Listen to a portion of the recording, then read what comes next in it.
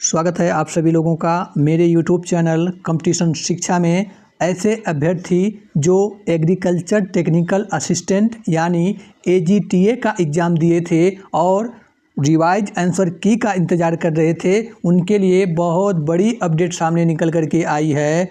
आयोग ने कल के डेट में जो है ऐसे अभ्यर्थियों का रिवाइज आंसर की जारी कर दिया है। तो जो कैंडिडेट अभी तक रिवाइज आंसर की जो आया हुआ है उससे अभी तक मिलान नहीं किए हैं, वह सभी लोग अपना मिलान कर दें। और इस रिवाइज आंसर की के आने के बाद कई ऐसे अभ्यर्थी हैं जिनके मार्क्स घटे हैं और कई ऐसे अभ्यर्थी हैं जिनके मार्क्स जो है बढ़े भी हैं। ठीक है, बाकी कई ऐसे अभ्यर्थी हैं जिनके रिवाइज आंसर की आने के बाद ना ही मार्क्स घटे हैं और ना ही मार्क्स जो है बढ़े हैं। ठीक है, यानी जो पहले मार्क्स उनका जितना था और रिवाइज आंसर की आने के बाद भी जो है उतना ही उनका मार्क्स है। ठीक है, बाकी मैंने इसके पहले वीडियो में बताया था कि आप लोगों का रिवाइज आंसर की कब तक आ सकता है। अगर आप लोगों को विश्वास नहीं है तो इस चैनल पर वह वीडियो अभी 2 से 3 दिन पहले मैंने डाला था, पड़ा हुआ है, आप लोग जा कर के देख सकते हैं। उसमें मैंने बताया था आप लोगों का रिवाइज आंसर की जो है अगस्त लास्ट वीक में आ जाएगा। ठीक है, आप लोग जा कर के देख सकते हैं और मेरी बात जो है सही भी होती है, क्योंकि आयोग ने 30 अगस्त को जो है इसका रिवाइज आंसर की जारी कर दिया है। ठीक है, तो आइए देख लेते हैं रिवाइज आंसर की में कौन कौन से प्रश्न पर फुल मार्क्स मिले हैं और कौन कौन से प्रश्नों के विकल्प जो है आयोग ने चेंज किया है। ठीक है, देखिए फुल मार्क्स आप लोगों को डाउट होगा कि भाई जिसे फुल मार्क्स मिला है क्या सभी के ऊपर यह लागू होगा। जी हाँ, बिल्कुल, जिन्होंने आपत्ति किया है चाहे नहीं किया है, इस रिवाइज आंसर की का प्रभाव सभी कैंडिडेट के ऊपर पड़ने वाला है और फुल मार्क्स जो है सभी कैंडिडेट को मिलने वाला है। ठीक है, इसमें कहीं भी कोई दो राय नहीं है।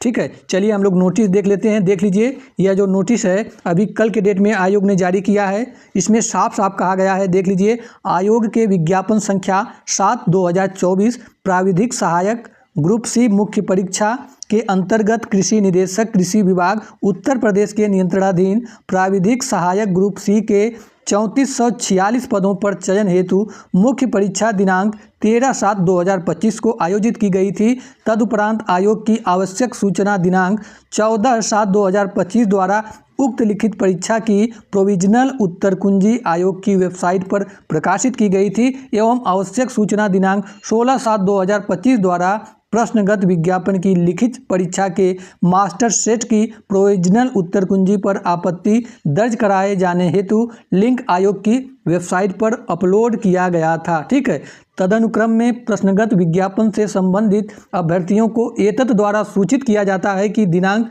14/7/2025 को प्रकाशित की गई प्रोविजनल उत्तर कुंजी के सापेक्ष प्राप्त आपत्तियों के निराकरण के उपरांत प्रश्नगत परीक्षा के मास्टर सेट की संशोधित उत्तर कुंजी अभ्यर्थियों के अवलोकनार्थ आयोग की वेबसाइट पर upSSC.gov.in पर अपलोड कर दी गई है। ठीक है, तो ये रहा नोटिस, देख लीजिए आप लोग। चलिए इसके बाद मैं बताता हूँ कि इसमें कौन कौन से ऐसे प्रश्न हैं जिनमें फुल मार्क्स अभ्यर्थियों को दिया गया है और कौन कौन से ऐसे प्रश्न हैं, ठीक है, जिनके विकल्प को आयोग ने जो है चेंज कर दिया है। ठीक है, वैसे अभ्यर्थियों ने बहुत सारे प्रश्नों पर जो है आपत्ति डाली हुई थी, लेकिन देखिए जब दो ऑथेंटिक सोर्स जो होते हैं एक दूसरे के विरुद्ध होते हैं तो आयोग जो है प्रश्न को या तो भाई डिलीट कर देता है या सभी को जो है पूर्ण अंक दे देता है। ठीक है, यही है। चलिए इसके बाद मैं बताता हूँ, देख लीजिए आप लोग। इसमें दिया गया है विज्ञापन संख्या 7/2024 प्राविधिक सहायक ग्रुप सी मुख्य परीक्षा, और ये रिवाइज आंसर की है और मेरे अनुसार यह जो है फाइनल आंसर की है। उसके बाद अब आयोग जो है किसी भी प्रकार का कोई आंसर की जारी नहीं करने वाला है और इसी आंसर की के आधार पर अब आप लोगों का डॉक्यूमेंट वेरिफिकेशन के लिए अभ्यर्थियों का चुनाव होगा और इसी जो है रिवाइज आंसर की के आधार पर अभ्यर्थियों का जो है फाइनल चयन होगा। ठीक है, चलिए देख लेते हैं। तो सबसे पहले जो क्वेश्चन नंबर 2 है देखते हैं, वह था कि निम्नलिखित में से कौन सी फसल लघु मोटे अनाज यानी मिलेट के रूप में वर्गीकृत है। तो ये जो क्वेश्चन नंबर भाई 2 है, इसमें सभी अभ्यर्थियों को देख लीजिए फुल मार्क्स दे दिया गया है। ठीक है, क्वेश्चन नंबर 2 पर सभी अभ्यर्थियों को फुल मार्क्स मिला है। अब देखते हैं जो क्वेश्चन नंबर 4 है, निम्नलिखित में से कौन सा काले चना का सही वानस्पतिक नाम दर्शाता है। तो यह जो क्वेश्चन है इसके लिए भी सभी अभ्यर्थियों को जो है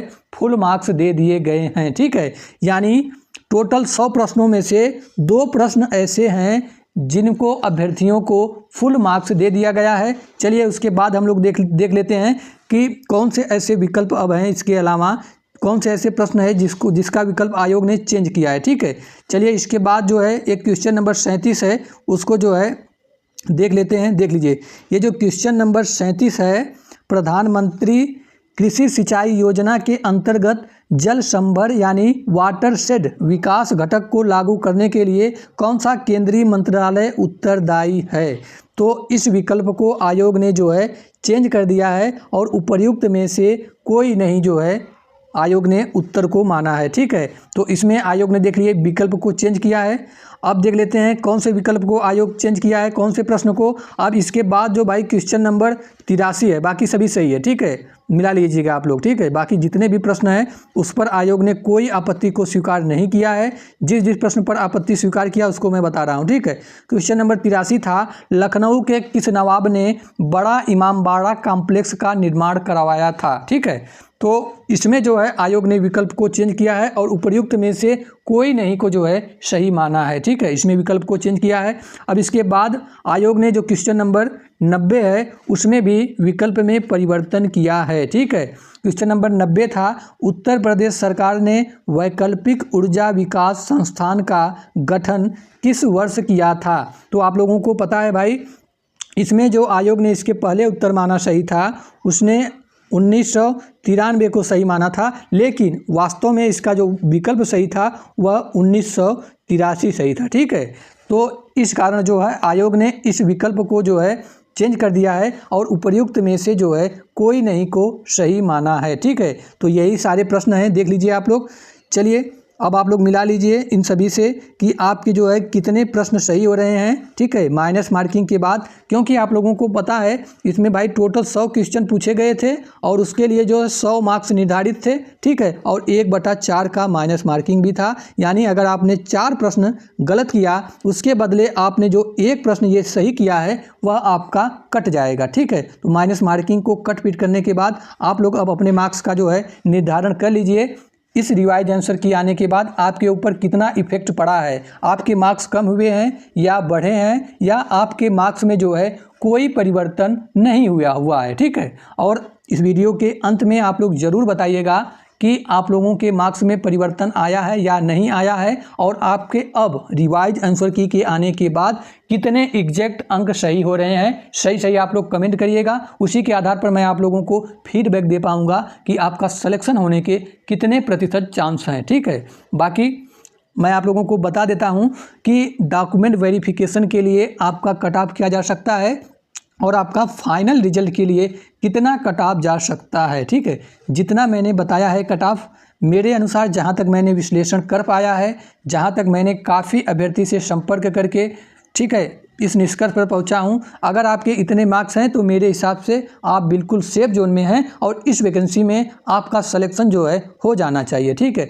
क्योंकि आप लोगों को पता है भाई इसमें 3446 पद हैं। ठीक है, यह पद जो है कम नहीं है, 3446 जो पद है वह काफ़ी अधिक है। ठीक है, चलिए इसके बाद मैं बताता हूँ भाई कि इसका जो है डॉक्यूमेंट वेरिफिकेशन के लिए कैटेगरी वाइज कितना कट ऑफ जा सकता है। ठीक है, तो सबसे पहले मैं बात करूं, अगर आपकी कैटेगरी भाई यूआर है, ठीक है, यानी जनरल आपकी कैटेगरी है, और आपके जो है डॉक्यूमेंट वेरिफिकेशन की मैं बता रहा हूं, आपके अगर भाई 44, ध्यान से सुनिएगा, 44 ±2 मार्क्स बन रहे हैं तो मेरे अनुसार आप DVPST के लिए सेफ जोन में हैं। ठीक है, और आपकी कैटेगरी अगर OBC है, ठीक है, और आपके 44 ±2 सही है, ठीक है, तो आप डॉक्यूमेंट वेरिफिकेशन के लिए बुलाए जाएंगे। सॉरी 40 नहीं है, यहाँ पर 44 है।